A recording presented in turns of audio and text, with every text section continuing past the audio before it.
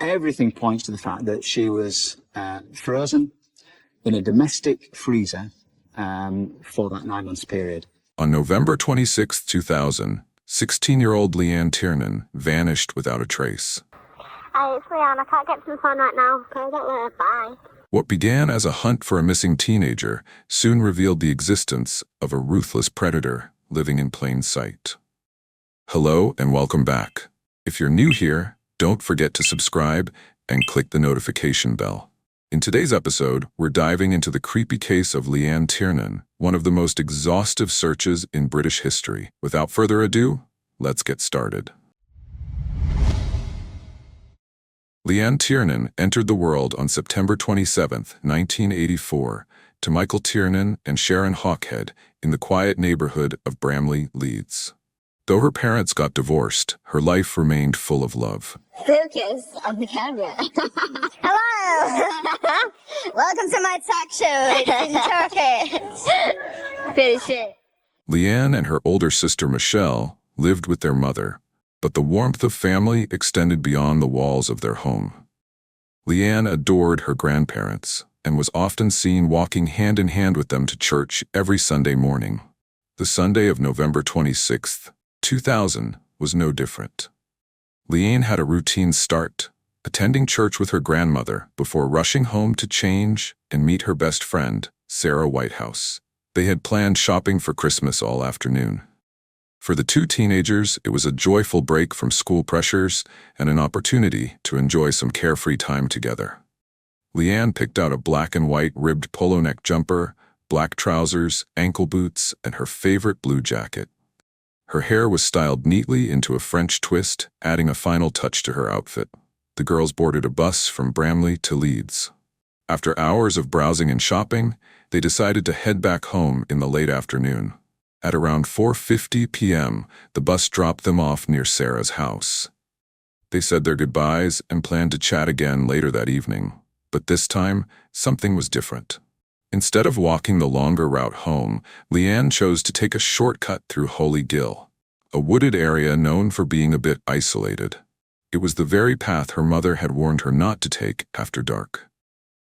But daylight was still there. Leanne felt safe enough. Her walk should have taken no more than 20 minutes. At 5:20 p.m., when Sarah called Leanne's house to chat about their day, it was Sharon, Leanne's mother, who picked up the phone. Leanne hadn't returned home. Sharon immediately dialed Leanne's cell phone. At first, the phone rang, but there was no answer. Then the calls began going straight to voicemail. Hi, it's Leanne. I can't get to the phone right now. Call that later. Bye. The feeling of dread intensified, and by 7 p.m., Sharon contacted the police, officially reporting her daughter as missing. Panic set in. The Tiernan family, along with neighbors, friends, and volunteers, set out to search for Leanne. Flashlights cut through the darkness as they combed through Holy Gill and the surrounding area, shouting her name and hoping for a response. But there was only silence. Leanne had vanished into the daylight. The clock was ticking. What should have been a simple walk home had turned into a mother's worst nightmare. By the early morning hours of November 27, 2000, the search for Leanne Tiernan had expanded. West Yorkshire police were mobilized, with Detective Superintendent Chris Gregg leading the charge. They knew that the first 24 hours were crucial in finding a missing person, and they were determined to leave no stone unturned. As soon as Leanne was reported missing, Huffley Gill became a focal point for us. This to us was potentially the scene. We had to look at it that way. This was the place that she'd been last seen. This was our starting point. The terrain around Bramley posed a significant challenge. The area was a complex mix of over 700 residential homes, open fields, dense woodlands, canals, drainage shafts, and hidden wells, perfect for hiding but difficult to search. Holy Gill itself was pitch black, dense and isolated, an area where anyone could easily go unnoticed. Helicopters circled overhead, equipped with thermal imaging cameras to detect any signs of life, while search dogs combed the ground, sniffing for any trace of Leanne's scent. Officers went door to door, questioning residents about whether they had seen anything suspicious that evening. Everyone hoped for a breakthrough, but as the hours passed, the search brought no clues. On December 3, 2000, police staged a reconstruction of the girl's last known movements. Sarah Whitehouse, Leanne's best friend, and her older sister Michelle bravely reenacted Leanne's final steps, hoping that someone might recall something. The community came together to offer support, distributing flyers with Leanne's photo and details, pleading for anyone with information to come forward. Supermarket chain Iceland Foods joined the effort, printing Leanne's image on milk cartons across the country, ensuring her face was seen far beyond West Yorkshire. Even with a £10,000 reward offered by a local businessman, tips and leads were scarce. Investigators began to suspect foul play. Leanne was a responsible, family-oriented teenager with no history of running away, and it seemed highly unlikely that she would have simply disappeared on her own. Search is underway for a teenage girl who failed to return home from a shopping trip in Leeds. When news of Leanne Tiernan's disappearance went viral, some witnesses came forward with crucial information. They reported seeing a man walking a black and tan dog near Holy Gill around the time Leanne disappeared. He was around 5'8", stocky, with a round face that may have had scars. He wore a black woolen hat, a 3/4-length waterproof jacket, and dirty jeans. On the 4th of December 2000, the police released a composite sketch of the suspect and launched a manhunt. The response was immediate. Phones rang off the hook as tips poured in. It seemed every man with a dog became a suspect. Police collected DNA samples from over 140 men in the Leeds area and executed search warrants across the city. In total, 70 men were identified and questioned, but all were eventually eliminated from suspicion. More than 2,000 houses, sheds, and outbuildings were searched in Leanne's neighborhood and along the Red Route, the route police believed she had taken. The West Yorkshire Police Underwater Search Unit was deployed to comb the Leeds and Liverpool Canal. In an extraordinary measure, 2 miles of the canal were drained and 32 drain shafts were searched. Household waste collections were temporarily halted so that police could search all bins in the area for any potential clues. The level of cooperation was vast, involving not only local agencies but also British Waterways, British Transport Police, the Ministry of Defence's Aerial Reconnaissance Department, Interpol, and the Police National Search Centre. We searched overground, we searched the canal, we searched the river, we searched certain drains, we searched premises, we searched industrial units. What's happened to her? It was as if she'd literally just vanished into thin air. Leanne's family held on to hope. But as Christmas approached, the absence of their daughter became a painful reminder of the nightmare they were living. Her father placed presents under the tree for her, while her sister Michelle left a wrapped Westlife CD. But as the weeks stretched into months, the chances of finding Leanne alive seemed to fade. 9 months after Leanne Tiernan's disappearance, hope was brutally shattered by a discovery that no one had anticipated. On August 20, 2001, while most of Leanne's classmates were anxiously awaiting their GCSE results, a man named Mark Bisson was walking his 2 dogs in Lindley Woods, a remote area just inside the North Yorkshire County border. As his dogs wandered off the path, they led him to what appeared to be a discarded pile of trash. Curious, Bisson moved closer and noticed that a floral duvet had been tightly bound with twine. Beneath the duvet, concealed within layers of garbage bags, was the unmistakable outline of a human body. Bisson immediately called the police. Well, there was this bag in a duvet cover. I noticed then that there was a kind of shallow grave dug around it. So I went to see the police. As the policeman cut down the bag, I saw a sock, and I realised then that we'd actually found a body. After removing the duvet and cutting down 9 layers of green garbage bags, police found a decomposing body. The victim was fully clothed, her hands were cruelly bound behind her back with yellow cable ties. A leather dog collar was tightened around her neck. As investigators slowly peeled the suffocating black garbage bag that covered the head, they were met with a haunting sight: the decomposing face of a young woman. The search for Leanne Tiernan ended in the most heartbreaking way imaginable. I just sensed it was Leanne. It was going to be Leanne. As soon as I saw the body, I realised it was her, even though she was still fully clothed and in exactly the same clothing that that she was last seen in. So instantly knew it was her. The body was carefully sent for autopsy. Meanwhile, Detective Superintendent Chris Gregg faced another difficult task: deliver the devastating news to Leanne's family. They might have got it wrong. All that forensics could be wrong. Stranger things have happened. I know it's not going to happen, really. Despite Leanne's mother's last hope, forensic analysis quickly confirmed the heartbreaking truth. The victim was Leanne Tiernan. She had been strangled to death with a plastic cable tie. What began as a missing person search now became a murder investigation. On September 28th, a day that should have marked Leanne's 17th birthday, she was laid to rest. The Sanford Methodist Church, where Leanne had been baptized as a newborn, was filled with mourners, many spilling out onto the streets to pay their respects. Among the mourners was Detective Superintendent Chris Gregg. As he stood in the crowd, watching Leanne's white coffin being carried to Hilltop Cemetery, his determination only deepened. He had failed to bring her home alive, but now he vowed to find her killer and bring them to justice. Authorities were convinced the killer was local. The evidence suggested as much. Leanne's body was discovered just 16 miles from where she was last seen, a distance too close to be coincidental.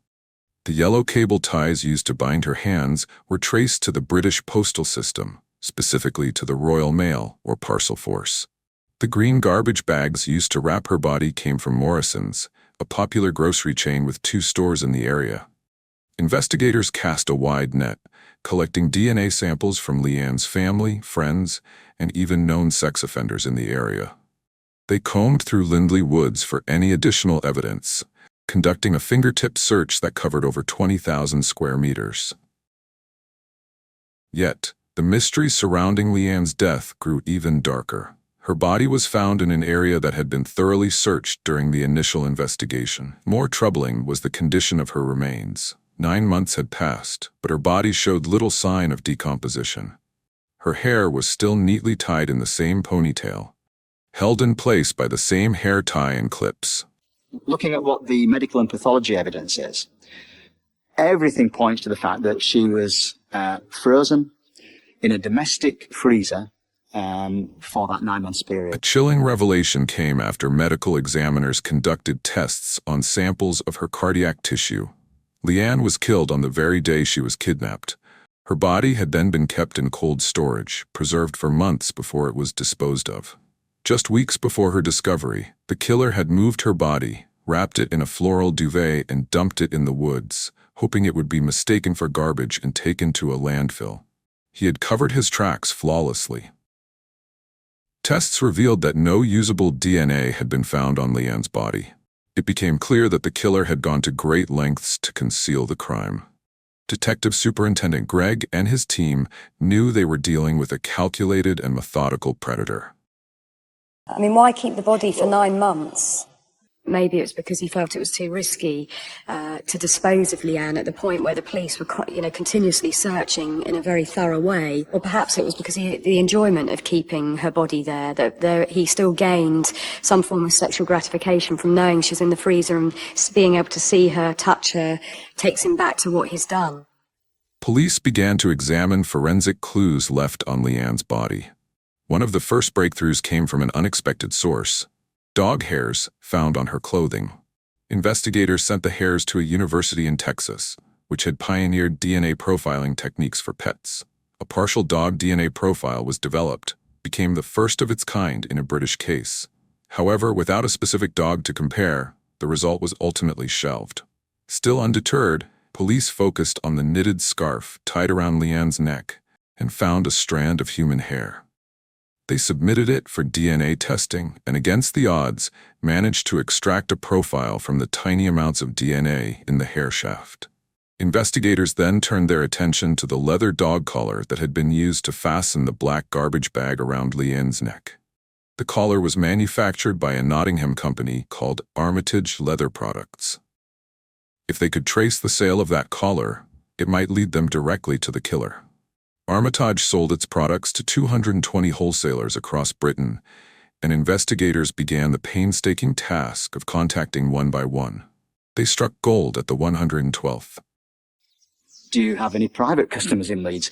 Yes, we have one private customer who bought 4 Armitage leather tan dog collars 6 months before Leanne disappeared.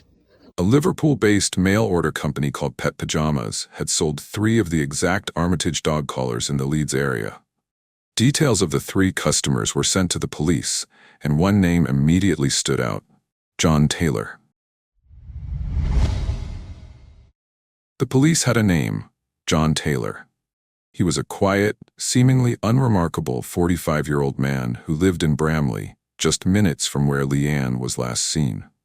This wasn't the first time John Taylor's name had surfaced during the investigation. When Leanne's body was initially discovered, several witnesses had mentioned him. A familiar figure in the woods, often seen walking his dog. When asked by police, Taylor claimed that his dog had died long before Leanne's murder. Can you tell me how often you visited Hopefully Gill? Recently, virtually never. I've not been up there for a long time. Taylor worked as a parcel delivery driver for Parcel Force, a division of the Royal Mail, which immediately caught the attention of investigators due to the cable ties found on Leanne's body. But there was more to Taylor than met the eye. Investigators began to dig into Taylor's background, and what they found was disturbing.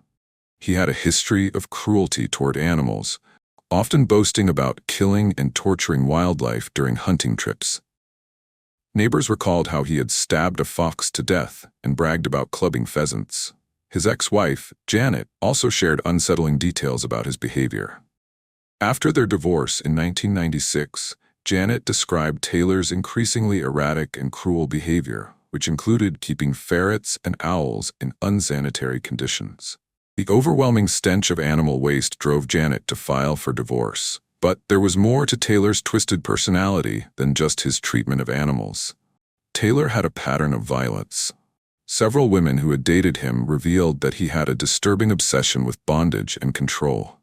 Some described how Taylor used cable ties during their intimate encounters, binding their hands and tying them behind their backs, uncannily similar to the way Leanne was restrained.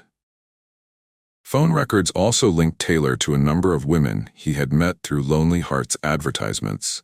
Many described him as harmless, but a few reported their discomfort with his violent tendencies. The police had their man. On the 16th of October 2001, Taylor was arrested and brought in for questioning. Almost a year since 16-year-old Leanne Tiernan from Leeds went missing, police investigating her murder arrested a man today. Detectives charged a man tonight with the murder of the Leeds teenager Leanne Tiernan.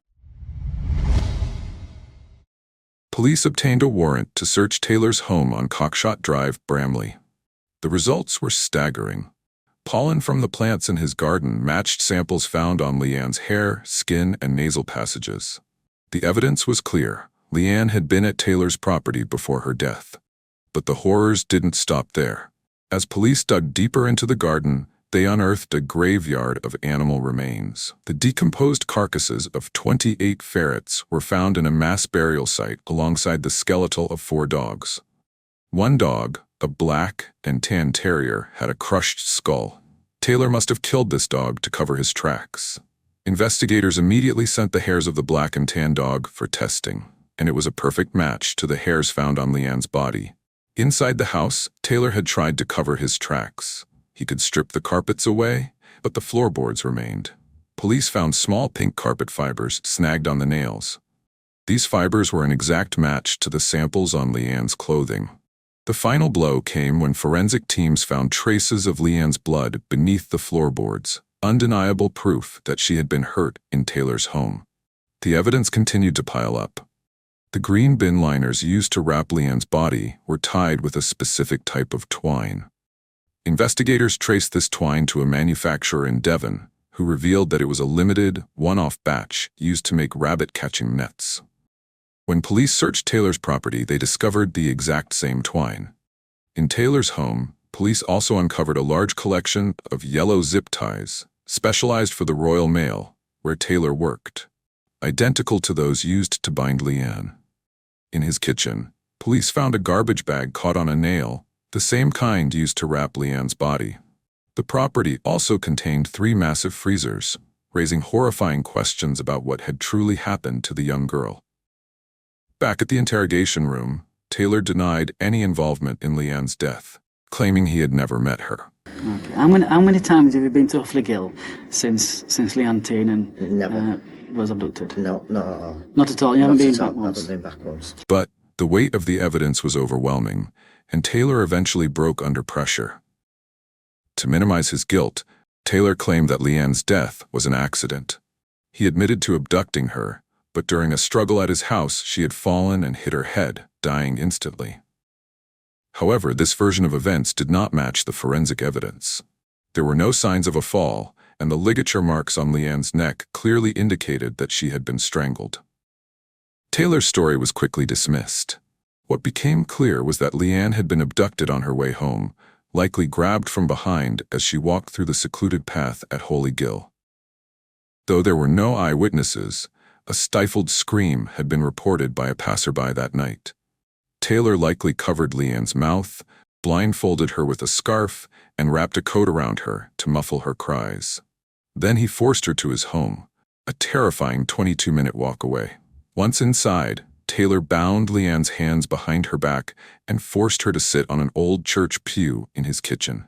He strangled her with a zip tie and a woolen scarf.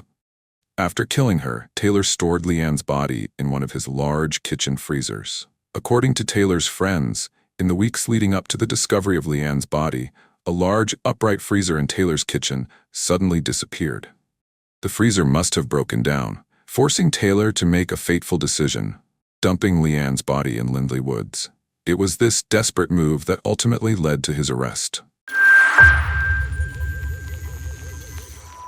On February 15, 2002, John Taylor was charged with the abduction and murder of Leanne Tiernan. The trial that followed laid bare the terrifying details of his crime, as forensic evidence painted a picture of premeditation, cruelty, and cold-blooded murder. I think he had in his mind a very clear plan and fantasy of what he was going to do. On the 8th of July 2002, John Taylor pleaded guilty to all charges. He was sentenced to 2 life terms in prison, with a minimum of 20 years before he would be eligible for parole. Justice Astill said, "You are a dangerous sexual sadist. Your purpose in kidnapping this young girl was so that you could satisfy your perverted cravings. The suffering you caused her and the suffering you continue to cause those who loved her simply cannot be measured. You must expect to spend the rest of your life in custody." But the story didn't end there.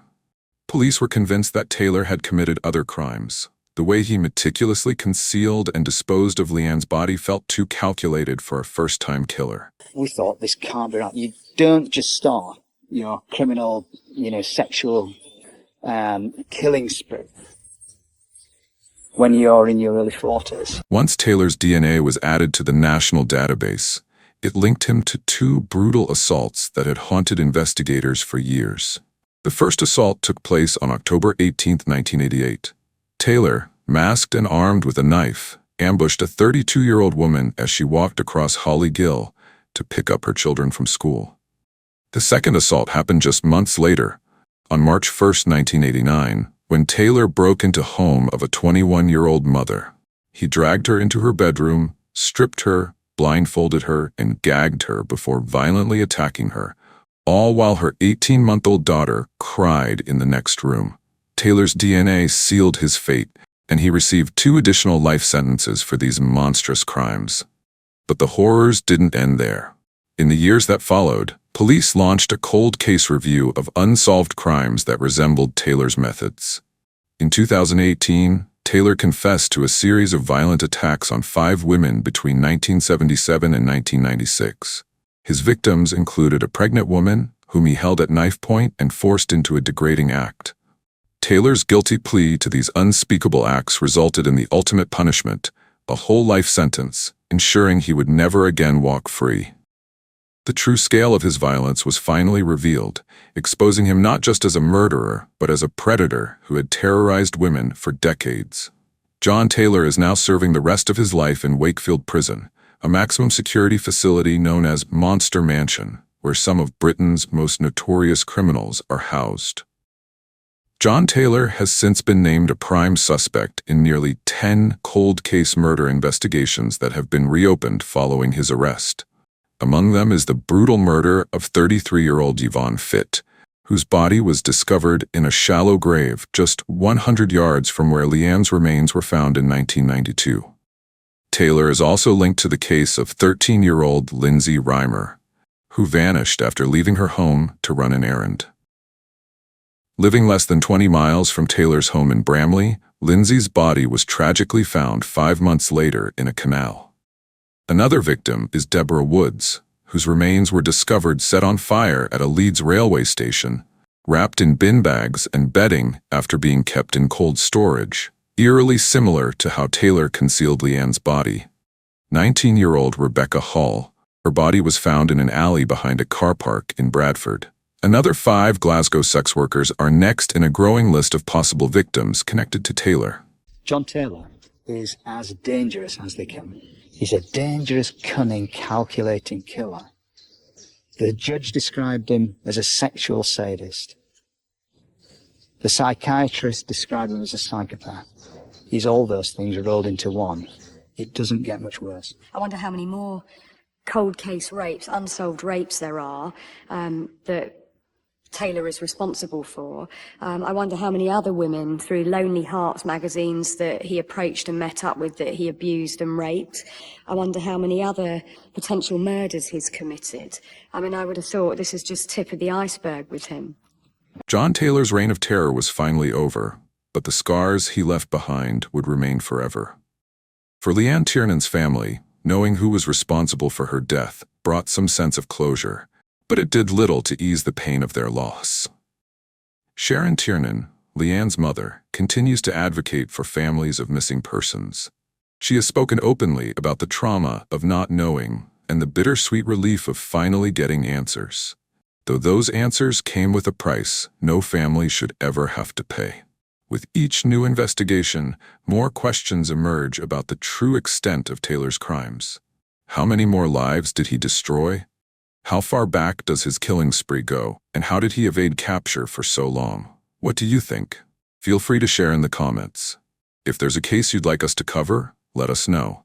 And as always, if you enjoyed this video, don't forget to like, share, and subscribe.